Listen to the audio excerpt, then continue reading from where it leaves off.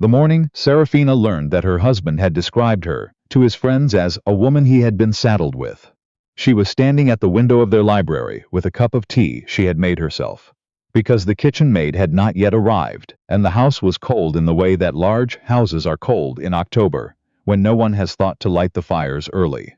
She was 23 years old. She had been married for 14 months. She did not cry. She had already cried most of what she had available for that purpose in the first 3 months of their marriage, when she had still believed that things might improve if she simply tried harder, spoke less, smiled more carefully. She had run out of that particular resource sometime around February, and what replaced it was quieter and harder and considerably more useful. The man who had said it was her husband, whose name was Gideon Ashby, and who was by any reasonable measure a fine match. He was 31. He had a working estate in Western Virginia. He had a mother who was formidable but fair, and he had a reputation among the county families as a man of his word. Her father had approved of him without hesitation. Her father had been a practical man who died of a practical illness 6 months after the wedding, leaving Serafina with a small inheritance, a house she could not keep, and a marriage she had not chosen. She had not chosen it, but she had also not resisted it. That was the part she turned over most often in the years that followed, the part that sat with her like a stone she kept finding in her pocket. She had been 22 and obedient, and entirely convinced that love was something that arrived after the ceremony rather than before it, if one only waited with sufficient patience and good behavior. She had waited. She had behaved. Neither had produced the expected results. The window where she stood looked out over the eastern pasture, where the tenant farmer's oldest son was repairing a section of fence in the early light. She watched him work for a moment without seeing him. Then she set her cup down on the sill and thought, with a clarity she had not felt in over a year, about what she actually wanted her life to look like. She wanted a garden. She had always wanted a garden, had mentioned it twice in the first month of their marriage, had been told by Gideon that the grounds were maintained by a staff who reported to his estate manager, and had understood from his tone that she was not to interfere. She wanted to read after dinner, without pretending she was doing something else. She wanted to have a conversation that lasted longer than 12 minutes. She wanted, she realized, to stop being invisible in her own house. She picked up her cup. The tea had gone cold. That was the winter she began to change, though no one noticed it happening because she did not announce it and she did not explain it, and it did not look, from the outside, like anything at all. The arrangement had been exactly what the word implied. Serafina's father, whose name was Douglas Vane, had been a friend of Gideon's father before the elder Mr. Ashby died, and there had been an understanding between them that was never written down but was understood perfectly by both parties and communicated to their respective children at what each man apparently considered the appropriate time. For Douglas Vane, the appropriate time was 6 weeks before his own death, when he called Serafina into his study and told her, with the directness of a man who had always preferred efficiency to sentiment, that Gideon Ashby was a good man and would provide for her, and that he, Douglas, hoped she would find a way to be content. She had asked him, once, whether she had a choice. He had looked at her for a long moment. He was already unwell by then, and the lamplight showed it. "You always have a choice," he said. "But some choices cost more than others. This one costs very little." She had thought about that sentence for years. She was still thinking about it. Gideon had not been unkind to her. That was the thing she always had to acknowledge first, because it complicated the rest of the story in ways that resisted simplification. He was not unkind. He was not cruel. He was not the sort of man who raised his voice or said deliberately cutting things or made her feel small on purpose. He was simply, profoundly, and apparently irreversibly distant. He moved through their house like a man who had always lived alone and had not yet fully registered that this was no longer the case. He ate breakfast before she came down. He spent his days managing the estate, which was a genuine and considerable occupation, and his evenings in the study with the account books, or with visitors, who came to talk about crops and fences, and the fluctuating prices of things Serafina had never been invited to learn about. He came to bed after she was asleep most nights, and on the nights he came to bed while she was still awake, they lay in a silence that had, over the course of 14 months, graduated from uncomfortable to merely habitual. He had never said that he loved her. She had not expected him to. She had expected that over time, given proximity and shared experience, and the ordinary accumulation of a life lived together, something would develop that might not be love exactly, but would at least be warmth. She had been wrong about that too. What she had not expected was to hear, Through an open window on a Thursday morning in October, her husband tell his friend Barrett, who had come to look at a horse Gideon was considering selling, that his wife was a woman he had, in so many words, been saddled with. The phrase was more specific than that. What Gideon actually said was, "She's not what I would have chosen if I'd been given the opportunity to choose." Barrett had something she couldn't hear. Gideon had said, "She tries, I suppose that's something. She tries, I suppose that's something." She stood very still beneath that window for a long time.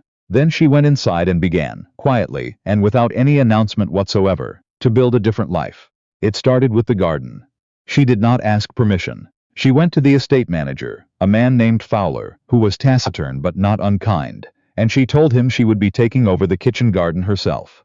Not the ornamental grounds. She was not interested in the ornamental grounds, but the half-acre plot behind the south wall that had been left largely to its own devices since the previous housekeeper retired. Fowler looked at her with an expression that suggested he thought this was a passing interest that would evaporate within a fortnight.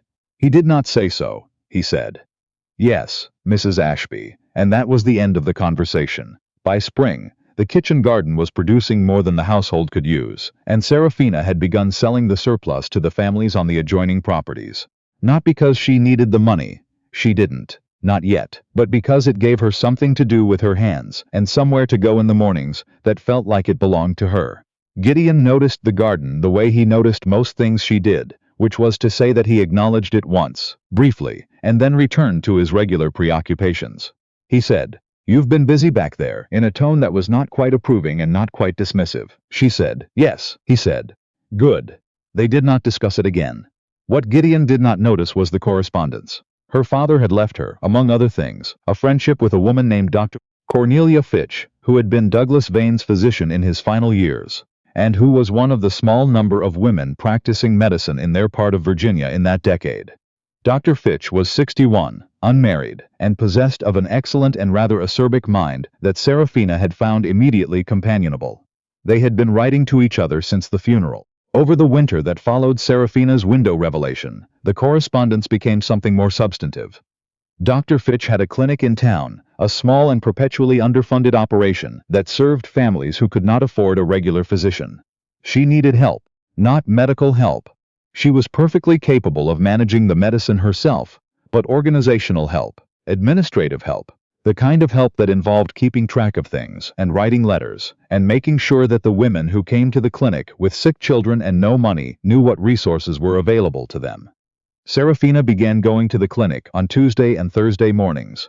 She told Gideon she was visiting a friend in town. This was not untrue. The clinic work suited something in her that had had nothing to engage it for over a year. She was organized and calm and quietly persistent, and the families who came to see Dr. Fitch began to know her name in a way that felt different from how she was known as Mrs. Ashby of the Ashby estate. She was Serafina there. She was the woman who remembered that your youngest had been sick in January and asked after him in March. She was the woman who had found the charitable fund that covered the cost of Thomas Henley's surgery when his family couldn't manage it themselves. She was useful in a way that was specific and concrete and nobody's secondary consideration. She did not tell Gideon any of this. She found, as the months passed, that she did not particularly want to. The letter arrived in March, 2 years after their wedding. It came from her father's solicitor, who was settling the final details of Douglas Vane's estate. And it contained, along with some documents she needed to sign, a smaller envelope that had been found tucked inside a book that had belonged to her father, a copy of Middlemarch that had somehow ended up in a box sent to the Ashby house when her father's things were distributed. The smaller envelope was addressed to her in her father's handwriting, and it was sealed with a wax seal that had not been broken.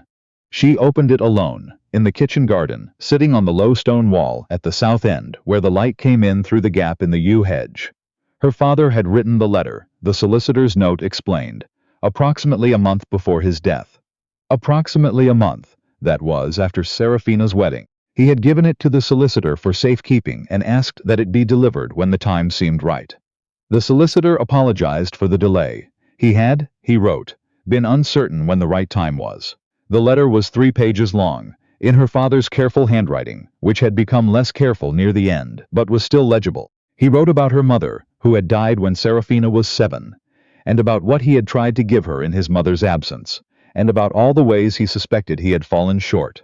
He wrote about the arrangement with Gideon, and about the reasons he had made it, and about the fear that had driven those reasons, the fear of dying and leaving her alone and unprotected, which was the fear, he said, of a man who had spent his whole life believing that the world was not safe for women who stood in it by themselves. Then he wrote this: I may have been wrong about that. I find, at the end, that I am not certain I was right about very much. You were always stronger than I gave you credit for. I hope you will forgive me for not saying so while I could. She sat with the letter for a long time. When she stood up, something had shifted in her, the way a piece of furniture shifts when it has been in the same spot so long that moving it reveals a different room underneath. She had known for some time, at a level beneath articulation, that her marriage was not going to become what she had, in her most optimistic early months, imagined it might. She had known it the way you know that a particular door doesn't quite latch. You keep half expecting it to catch, and it never does, and eventually you stop expecting it and just remember not to lean against it. By the time the letter arrived, she was no longer leaning against anything. What she had not done was decide what to do about it. Her father's letter was not the thing that made the decision for her. The decision, she would say later, had been made incrementally over the course of 2 years of small accumulations. Every Tuesday and Thursday in the clinic, every morning in the garden, every letter from Dr. Fitch, every conversation with the women who came in with their children and their complicated lives, and their persistent, practical determination to manage. She had been building something without quite knowing she was building it. The letter was simply the moment she looked at what she had built and understood what it was. She wrote to her father's solicitor and asked about the terms of her inheritance. She wrote to Dr. Fitch and asked whether the clinic might have need of a full-time administrator. She wrote to the landlord of a small house 2 miles from town that she had noticed was available. She did not write to Gideon. She thought about it. She thought about what she might say, and how he might receive it, and whether it would change anything, and she concluded, with a sadness that was real but not devastating, that it would not. Gideon was a man who had always known what he thought, and had never found occasion to revise it. She had given him 2 years of proximity, and he had used it to become more comfortable in his own company. She did not think another conversation was going to produce a different result. What she did instead was put her affairs in order, methodically and without drama, over the course of 6 weeks. She did not leave in anger. She left on a Tuesday morning in June, with 2 trunks and a box of books, and the cutting from her kitchen garden that Dr. Fitch had said she could put in the small yard of the new house. She left a letter on Gideon's desk, in the study, where he would find it that evening. The letter was not long. She thanked him for the years they had spent in the same house. She wished him well, and she meant it. She told him where she was going, and she told him she did not expect to hear from him, and she said this, not as an accusation, but as a simple statement of the things she had learned to expect, and the things she had not. Fowler was the one who helped her load the trunks onto the cart. He did not say much. When everything was loaded, he said, "Safe travels, Mrs. Ashby," in a tone that was different from his usual tone, something in it careful and deliberate. She thought perhaps he knew more about the state of her marriage than he had ever indicated. She thought perhaps most people did. Gideon read the letter 3 times. The first time, he read it quickly, with the particular efficiency he brought to documents, and his mind told him it was a formal notification, and he should note its contents and determine what response was appropriate. The second time, he read it more slowly. The third time, he sat very still in his desk chair for approximately 20 minutes, and then he got up and went to the window of his study, which looked out over the south wall of the property, and he stood there looking at the kitchen garden. The kitchen garden that was green and full and obviously tended by someone who cared about it, and which he had walked past dozens of times in the past year, without registering what it meant that it was there, and he understood, with a slowness that embarrassed him, several things at once. He had known she was unhappy. He had filed this knowledge away in the category of things he did not know how to address, and had therefore not addressed. He had told himself that she was adjusting. He had told himself that she was fine, that she was quiet by nature, that her silences were contentment rather than absence. He had told himself these things because the alternative required him to act differently than he was accustomed to acting, and Gideon Ashby had, since the age of approximately 11, managed most of his emotional life by not looking at it too closely. He was 33 years old. He had spent 2 years living beside a woman he had never made the smallest effort to know, and he had spent those same 2 years congratulating himself on being a man who treated his wife fairly, who did not raise his voice, who provided adequately, and managed the estate competently, and bothered her less than many husbands would have. He had conflated absence of harm with presence of good, and it had not occurred to him until this moment, standing at the window with her letter in his hand, that these were not the same thing at all. Barrett had told him, over a year ago now, something that Gideon had dismissed at the time. Barrett had said, "I've met your wife, Gideon. I think you might be making a mistake with how you're handling things." Gideon had said that things were fine. Barrett, who was generally tactful, had been quiet for a moment and then had said, "All right," in a tone that clearly meant something else. Barrett had seen something he hadn't. Gideon thought about the morning he had described Safina to Barrett as not what he would have chosen if he'd been given the opportunity to choose. He thought about it with the acute discomfort of a man who is unexpectedly forced to examine the thing he most wishes to stop looking at. He had said it because it was what he believed, and he had believed it because he had never, not once, tried to learn whether it was true. He had accepted the assessment he'd formed before the wedding, of a woman he'd met twice in formal settings, who had been quiet and careful and entirely impossible to know under those circumstances, and he had carried that assessment into the marriage and applied it like a template over every actual interaction, never thinking to check whether it fit. She tries. I suppose that's something. He closed his eyes. He was a man who had always prided himself on being fair. He had not been fair. He had been absent, and he had called it fair, and there was a difference. He went to see Dr. Fitch first, because he needed to understand the shape of the life Serafina had built, and he was becoming aware that Dr. Fitch was a significant part of it. The doctor received him in the front room of her clinic with an expression that suggested she had been expecting him and had prepared accordingly. "She's not coming back," Dr. Fitch said, before he had finished sitting down. "I know," Gideon said. Dr. Fitch looked at him for a long moment with the measuring look of a woman who had spent 40 years making accurate assessments of people who were trying not to be accurately assessed.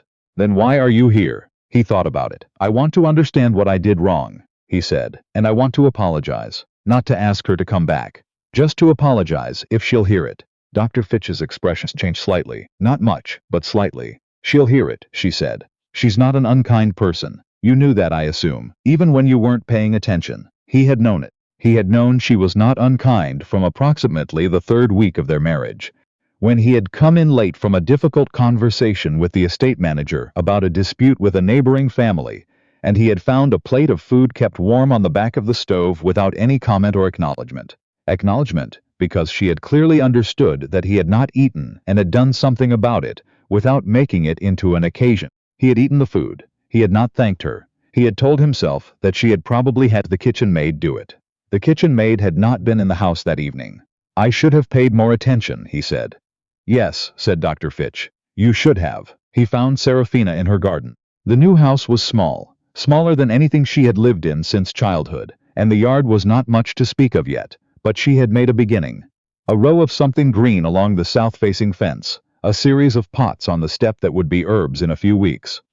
The particular organized purposefulness of a person who has spent some time planning exactly where things should go. She was kneeling in the dirt when he came around the side gate, which was unlatched, and she looked up at him without alarm, which told him she had been told he might come. He stood there for a moment, holding his hat, not entirely sure how to begin. "I heard you were at the clinic," she said. "I wanted to understand," he said. She sat back on her heels and looked at him. 2 years had changed her, or perhaps she had always been this, and he simply had not been paying attention. She looked settled. She looked like a person who knew where she was and had decided to be there. He had not seen her look that way in his house. He thought, with a clarity that was late arriving but no less clear for it, that the house had had something to do with that. "You don't need to apologize," she said. "I think I do." "You weren't cruel," she said. "You were absent. There's a difference, and I know the difference. The difference doesn't make it right." She was quiet for a moment. "No," she said. "It doesn't." He told her about Barrett's visit, and about the window, and about what he had said, and about the fact that he had known it was wrong even as he said it, and had said it anyway, because there was something in him that resisted acknowledging, even to himself, that his own careful distance had produced something he was responsible for. He told her about standing at the window of his study with her letter and understanding, in the space of 20 minutes, that he had spent 2 years not looking at something that was right in front of him. He told her these things in the blunt, careful way he said most things, without softening them, because it seemed to him that softening them now would only be another form of the same avoidance. She listened. She did not interrupt him. When he was done, she looked at the row of green things along the fence for a moment, and then she looked at him. "I used to wonder," she said, "if it was something about me, specifically, if there was something I was doing wrong, or failing to do. It took me a long time to understand that it wasn't about me being insufficient. It was about both of us being strangers who were told to share a house, and neither one of us knowing how to fix that." "I could have tried harder," he said. "Yes," she said. "And I could have said something directly instead of going quiet. We were both doing what we'd been taught to do." He had not expected her to say that.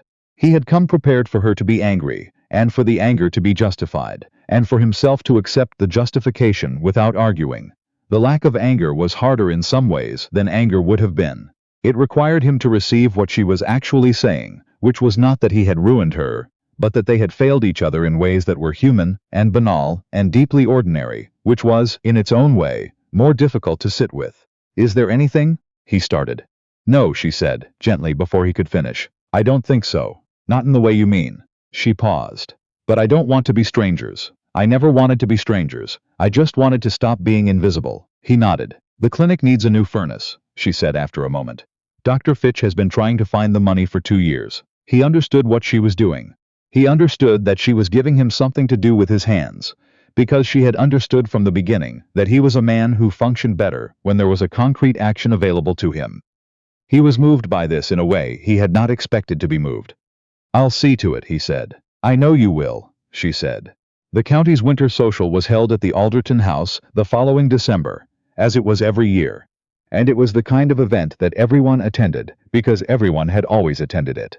Which meant that Gideon and Seraphina were both there, in the same room for the first time since June, which was not something anyone had explicitly arranged, but which was also not an accident. Gideon had spent the preceding 6 months doing what he did with most things he decided needed to be done, systematically and without drawing attention to the process. He had arranged the furnace. He had also, through the county charitable committee on which he served, directed additional funding to the clinic without attaching his name to it in any way that might embarrass Dr. Fitch or suggest strings that weren't there. He had overhauled the management of the tenant properties on the estate in ways that the tenants found considerably less onerous than the previous arrangements. He had, in other words, paid attention to things he had previously not paid attention to, and in doing so had discovered that there were considerably more of them than he had realized. He had also in the evenings been reading Middlemarch, which had been on his shelf for years and which he had never opened. He was not going to tell her this, but he had read it. At the social, he found her in conversation with 2 women he recognized from the clinic and a farmer's wife named Mrs. Dunmore, whom he had met twice and always liked. She was telling a story. He could tell from the cadence and from the way the women around her were listening. And she was laughing at some point in the telling, and it was the laugh of someone who was entirely comfortable, entirely herself, entirely present in the room without apology. He had never heard her laugh like that in his house. He thought about that for a while, from across the room, before he made his way over. She saw him coming and the laugh settled into a quieter expression, not guarded exactly but considered. He greeted the other women. He said something brief and adequately social. Then he said to her, directly, "You look well." "I am well," she said. And then, because she had always, even at her most invisible, been capable of directness when she chose it, "You look different." "I've been paying attention," he said. "It turns out there was a great deal I was missing," she considered him. Apparently so. The music was starting again at the other end of the room. He did not ask her to dance. That would have been too much, too fast, too clearly an attempt to reconstruct something that had not existed in the first place, and could not be reconstructed in any case.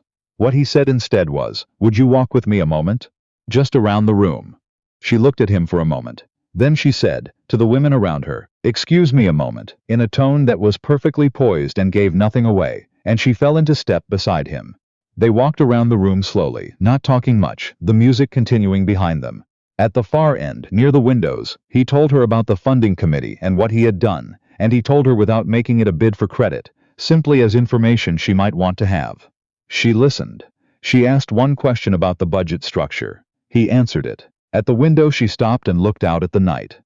It had snowed earlier, and the grounds were white and still and lit from the house windows in long rectangles of warm light.